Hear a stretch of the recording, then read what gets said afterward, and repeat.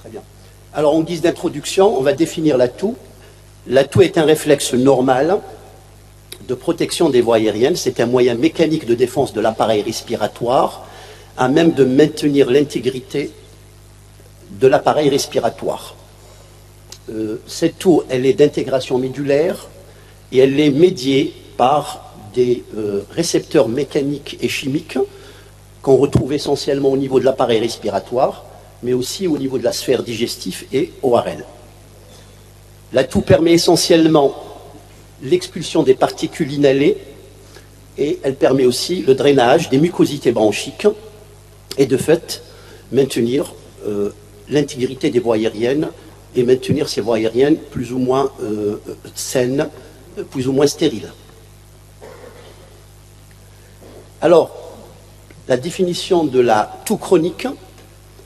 La toux chronique est définie par sa durée, qui est supérieure à 3 voire 8 semaines, mais on retient essentiellement la durée de 8 semaines.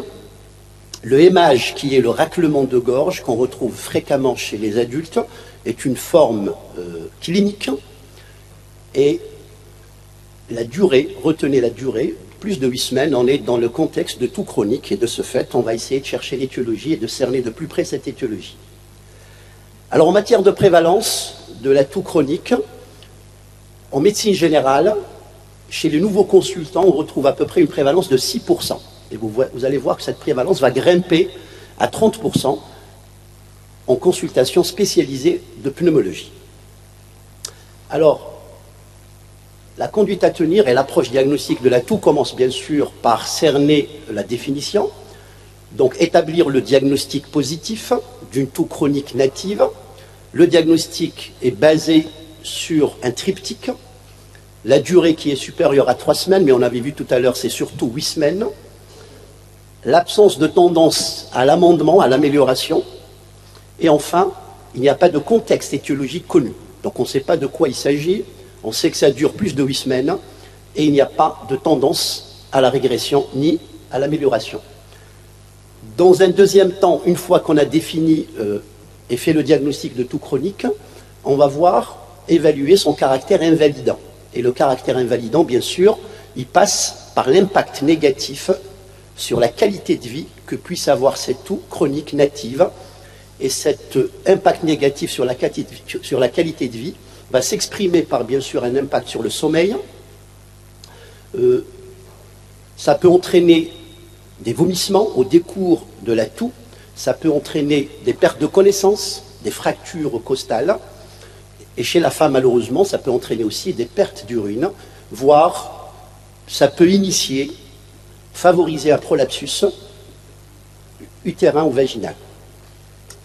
Dans un troisième temps, on va essayer de chercher les signes de gravité. Et ces signes de gravité vont nous amener à orienter rapidement le malade chez le spécialiste d'organes afin qu'il puisse faire les examens complémentaires nécessaires pour cerner l'étiologie.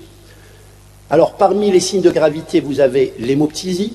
L'hémoptysie chez un sujet fumeur de 40 ans requiert une fibroscopie bronchique avec comme arrière-pensée l'éventualité d'un cancer bronchique. Vous avez la dyspnée d'effort, la même chose, une dyspnée d'effort chez un sujet de 40 ans fumeur va nous orienter soit vers une BPCO et de ce fait on va pratiquer une spirométrie à même de poser le diagnostic de troubles ventilatoires obstructifs, soit ça va nous orienter vers une pathologie cardiaque puisque la dyspnée dans un contexte cardiaque est surtout une dyspnée d'effort et une dyspnée de décubitus le soir quand on est allongé.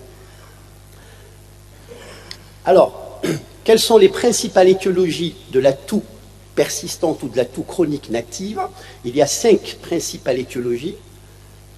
L'écoulement nasal postérieur, la bronchite chronique tabagique ou le tabagisme, l'asthme, la toux équivalent d'asthme qu'on va voir en détail, le RGO et la prise bien sûr d'antihypertenseurs, essentiellement la prise d'IEC, d'inhibiteurs de l'enzyme de conversion.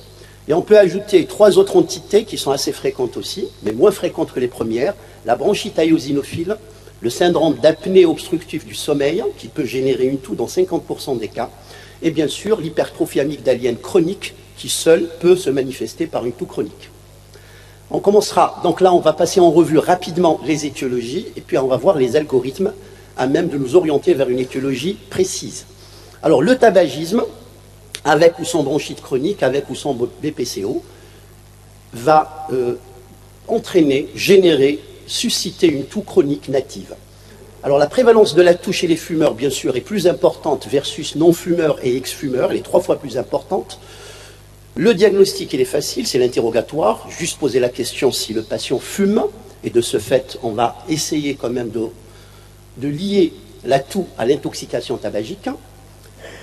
Le fait de sevrer le malade de la cigarette, de lui demander de s'abstenir de fumer, ça permet d'obtenir un amendement, une résolution de cette toux dans les 4 semaines, dans pratiquement 90% des cas. Si dans 4 semaines, au bout de 4 semaines, la toux persiste malgré l'abstinence tabagique, là, on est astreint à faire des explorations plus poussées, essentiellement une fibroscopie bronchique et une TDM thoracique, avec toujours comme arrière-pensée l'éventualité d'un cancer bronchique. Donc le malade ne peut être orienté vers le spécialiste d'organes, en l'occurrence le pneumologue, que si au bout de 4 semaines de sevrage, la toux persiste et n'a aucune tendance à l'amélioration. Alors bien sûr, devant un sujet fumeur, il faut penser à la BPCO. Seule l'exploration fonctionnelle respiratoire est à même de mettre en évidence un trouble ventilatoire obstructif, défini par le rapport VMS sur capacité vitale lente inférieure à 70% post-bronchodilatation. Et cette EFR permet bien sûr de classer la BPCO en stade de sévérité. Et bien sûr, elle peut éventuellement jauger, apprécier objectivement l'efficacité du traitement inhalé qu'on va pouvoir initier. Le traitement de la BPCO, bien sûr, vous connaissez, ça passe par les bronchodilatateurs, avec soit les anticholinergiques, qui s'opposent au tonus bronchomoteur médié par l'acétylcholine, et bien sûr les bêta-2 agonistes de longue durée d'action, auxquels on peut associer éventuellement une corticothérapie inhalée dans les formes les plus sévères, ou bien dans les BPCO qui sont sujettes à des exacerbations fréquentes. Deuxième étiologie, les inhibiteurs de l'enzyme de conversion. Alors on a 3 possibilités, vous allez voir. La première possibilité, le premier cas de figure, les effets sont certains et fréquents. Là on est sûr de l'effet néfaste et délétère des IEC. Et on retrouve une prévalence de 5 à 20% chez les sujets qui prennent régulièrement des inhibiteurs de l'enzyme de conversion. Alors, en matière de mécanisme, le mécanisme actuellement, il a été approché de près. On suppose qu'il y a une moindre dégradation de certains médiateurs pro-inflammatoires, à même de générer une accumulation de bradykinine et de substances P. Et ces 2 substances vont entraîner une hyperréactivité bronchique, à même de susciter une toux chronique native.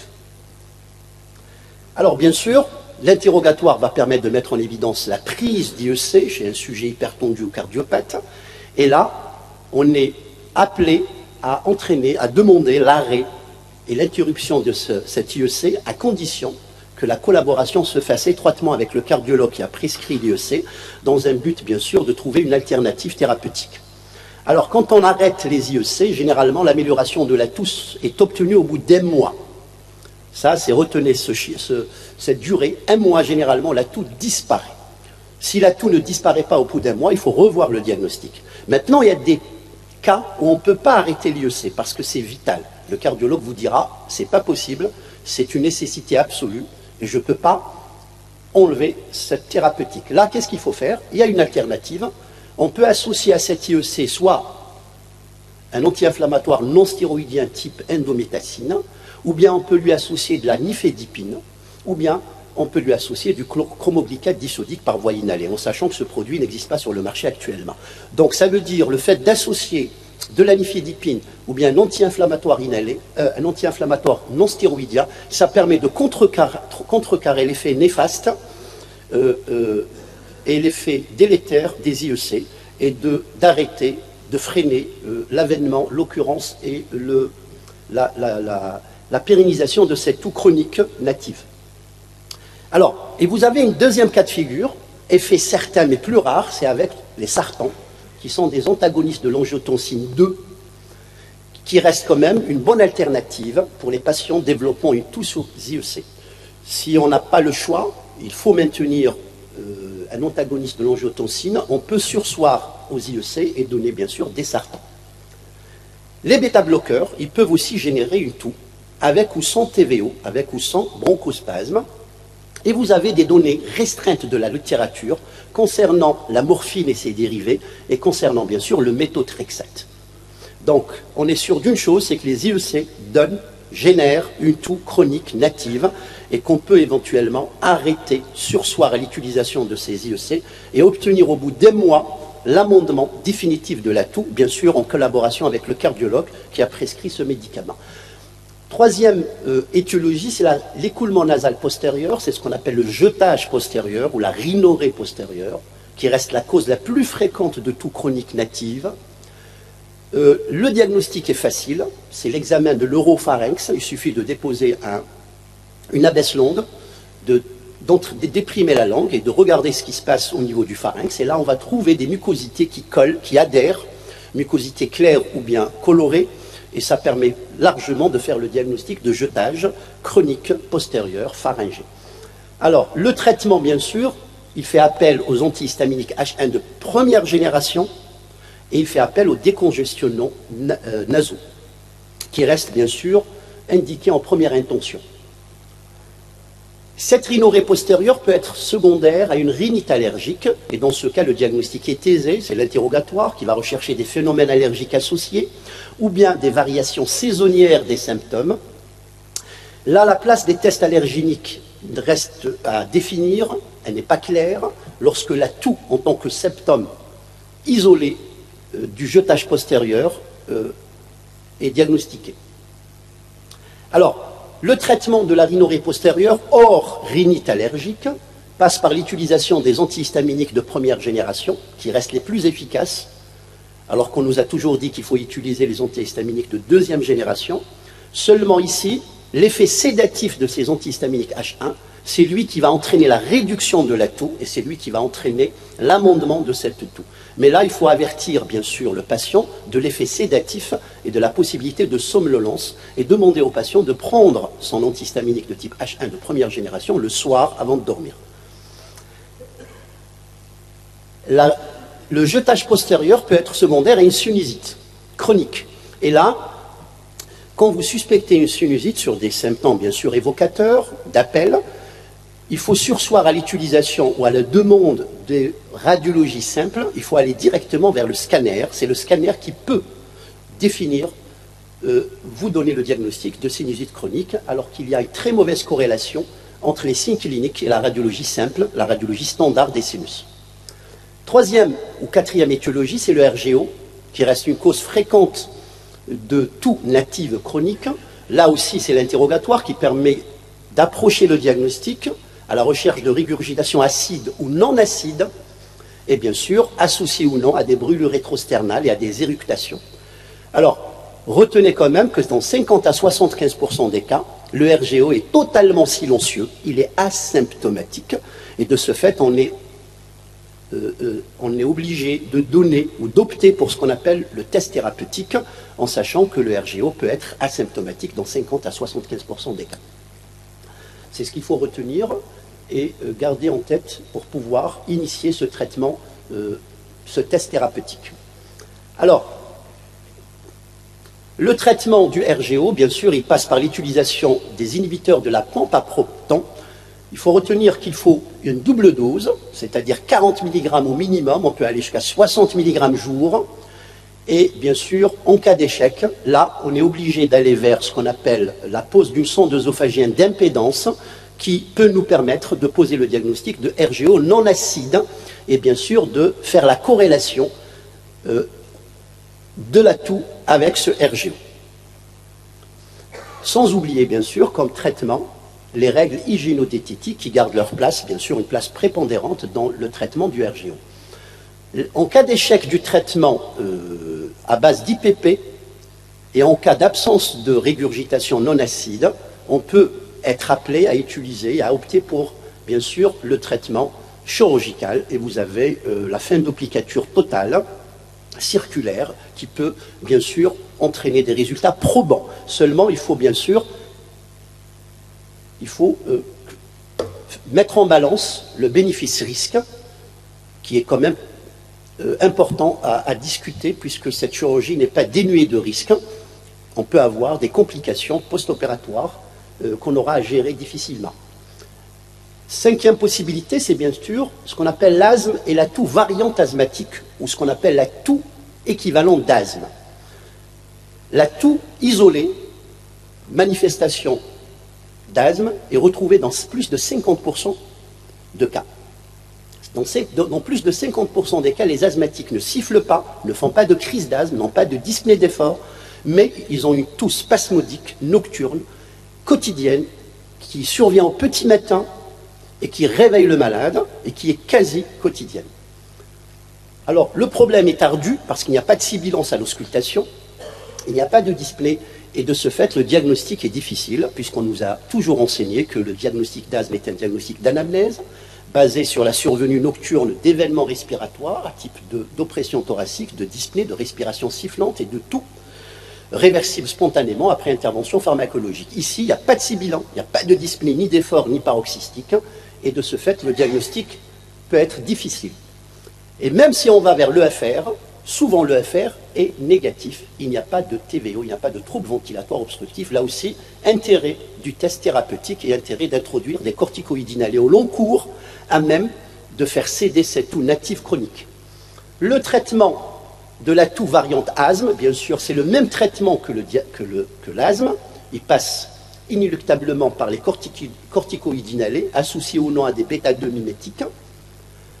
Et le bénéfice est obtenu généralement au bout de 6 à 8 semaines. Ça veut dire si c'est réellement une toux native chronique équivalente d'asthme, sous corticothérapie inhalée bien codifiée, bien donnée, chez un malade observant, on obtient un bénéfice thérapeutique optimal au bout de 6 à 8 semaines et la toux disparaît au bout de 2 mois. On peut passer. Vous avez une autre entité qui est assez bizarre, qu'on appelle la bronchite eosinophile. On l'appelle aussi la toux atopique, qui est une cause assez fréquente de toux native chronique. Elle survient sous forme de toux isolée, sans dyspnée, sans sibilance, sans trouble ventilatoire obstructif à l'EFR, et avec des tests de provocation bronchique négatifs. Alors, comment faire le diagnostic? Le diagnostic est facile. Il suffit de faire une séance d'aérosol avec du sérum salé au malade, d'induire une expectoration et de faire une cytologie sur cette expectoration induite, et on va retrouver un taux d'éosinophile très élevé sur le frottis de cette expectoration. Et c'est ça qui va permettre de poser le diagnostic de bronchite eosinophile. Le traitement, il est le même que celui de l'asthme, c'est-à-dire une corticothérapie inhalée qui reste très efficace et qui va réduire cette toux rapidement. Vous avez la toux post-infectieuse. Là, on va rapidement parce qu'on est à 18 minutes de la communication. Donc, on va essayer d'accélérer. On va vous parler de la coqueluche. La coqueluche, il y a une résurgence de la coqueluche actuellement chez l'adulte. C'est une infection à Bordetella pertussis. On retrouve la cause, la prévalence de la coqueluche, elle est de 10 à 30% des toux qui sont supérieurs à 14 jours. Le diagnostic est difficile parce que c'est des formes abattardies, c'est des formes atténuées, souvent méconnues, mais malheureusement ces formes abattardies vont contribuer à la contamination des nourrissons. Et vous savez que la coqueluche chez nourrisson, elle peut être fatale, comme elle peut se compliquer de fractures costales, d'emphysème, de pneumothorax et beaucoup de complications mécaniques. Alors, quand est-ce qu'on va suspecter une toux inhérente à la coqueluche? Généralement, c'est des accès répétés, fréquentatifs et itératifs de toux spasmodique quinteuse à recrudescence nocturne qui va générer une insomnie.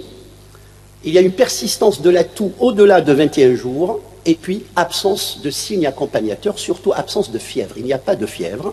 Et souvent, il y a une notion de contage, il y a un tousseur dans l'environnement qui a pu contaminer, bien sûr, cette personne avec une incubation compatible qui est de 10 à 21 jours. Alors, comment traiter la coqueluche? Bien sûr, on fait appel aux antibiotiques, on fait appel essentiellement aux macrolides. Et ces macrolides trouvent tout leur intérêt dans les 3 premières semaines, c'est-à-dire dans la phase catarrhale, où elles réduisent la contagiosité, bien sûr, de la personne pousseuse, et elles permettent d'obtenir la résolution de la toux. Alors, en cas d'échec, on va opter pour le cotrimoxazole pendant 14 jours. On peut passer. Autre étiologie, c'est le syndrome d'apnée obstructive du sommeil, qui reste une cause fréquente de toux. Alors, généralement, il y a un phénotype, il s'agit de femmes obèses qui ont une ronchopathie et qui ont des signes de RGO. Et on suppose que, dans ce cas, la toux est directement liée au RGO. Alors, l'amélioration est spectaculaire sous traitement par CPAP ou par prothèse d'avancée mandibulaire. Et enfin, vous avez l'hypertrophie amygdalienne chronique qui seule peut générer une toux. Et là, il faut discuter l'éventualité, l'opportunité d'une ablation des amygdales, avec la collaboration, bien sûr, de l'ORL. Et cette ablation a donné quand même des résultats probants, mais la littérature n'est pas prolixe en matière de présentation et de publication. La toux psychogène, bien sûr, c'est le dernier diagnostic et la dernière étiologie à retenir. Lorsqu'on a épuisé toutes les autres étiologies, toutes les autres éventualités, on revient vers la toux psychogène. Alors la toux psychogène, elle est caractérisée essentiellement par la disparition nocturne. Le malade, il tousse la journée et la nuit, il ne tousse plus. Et toute la nuit, c'est un sommeil serein, c'est un sommeil rafraîchissant, sans réveil nocturne, et ça permet largement de penser à une toux psychogène. Sans parler de la ritualisation, généralement la toux, c'est un rituel chez le sujet psychotique. Et puis vous avez des maladies générales qui peuvent générer une toux.